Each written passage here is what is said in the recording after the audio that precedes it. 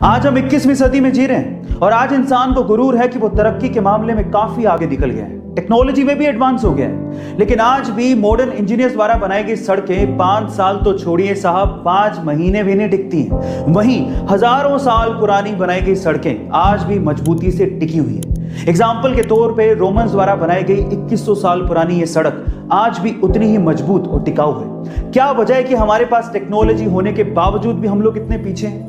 उसके पीछे की वजह है हमारी सोच। गाइस, आज जूते शोरूम में बिक रहे हैं लेकिन किताबें फुटपाथ पे बिक रही हैं। आज जूतों की कीमतें आसमान छू रही हैं लेकिन किताबें रद्दी के भाव बिक रही हैं। गाइस, क्या आपको नहीं लगता कि हम लोग सोशली एक ब्लाइंड और अंधी डायरेक्शन में जा रहे हैं? क्या आपको नहीं लगता कि हमें अपनी सोच फिर से बदलने की जरूरत है? आपने अपनी जिंदगी में चीजों की या पैसों की चोरी तो सुनी होगी, लेकिन हमारे अजब गजब एमपी में एक अलग ही मामला सामने आया। वहां के गांव में पूरी की पूरी बनी बनाई सड़क ही चोरी हो गई। जी हाँ गाइस, आप ठीक सुन रहे हैं। मामला कुछ यूं है कि एमपी के गांव में ग्राम पंचायत ने वहां के एक वार्ड में 10 लाख रुपए की लागत से एक सड़क बनवाई थी। लेकिन जब जांच हुई तो पता लगा कि वहां पर सड़क है ही नहीं। जब जवाब मांगा गया तो ग्राम पंचायत के उप सरपंच ने जवाब के बदले एक शिकायत ही दर्ज करवा दी और उस शिकायत में लिखा हुआ था कि इस वार्ड में शाम तक तो सड़क थी लेकिन सुबह होते होते वो सड़क चोरी हो गई। मामला भ्रष्टाचार से जुड़ा हुआ लग रहा है लेकिन ये जांच का विषय है। पर आपका इस अजब गजब शिकायत के बारे में क्या कहना है? इंडिया में ऐसी बहुत सी फेमस कंपनियां हैं जिनके प्रोडक्ट हमारे घर पे हैं, हम उन्हें यूज भी करते हैं लेकिन उनका मतलब हमें नहीं पता होता। जैसे कि MDH मसाले बहुत से किचन में मिल जाएंगे, लेकिन क्या आपको MDH का मतलब पता है? चलिए मैं आपको बताता हूं। MDH का मतलब है महाशया दी हट्टी। ये एक पंजाबी लाइन है जिसका मतलब है महाराजाओं की दुकान।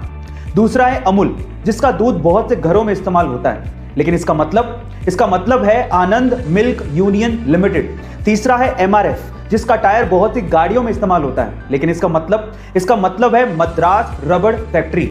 क्या इसके पहले तक ये फैक्ट आपको पता था? और अगर नहीं पता था तो योगा क्या सिर्फ भारत में ही पॉपुलर है? क्या सिर्फ हिंदू धर्म के लोग ही योगा को अपनाते हैं और उसे करते हैं? नहीं, अब ये अपनी सीमाएं लांघ चुका है, देश के हिसाब से भी और धर्म के हिसाब से भी।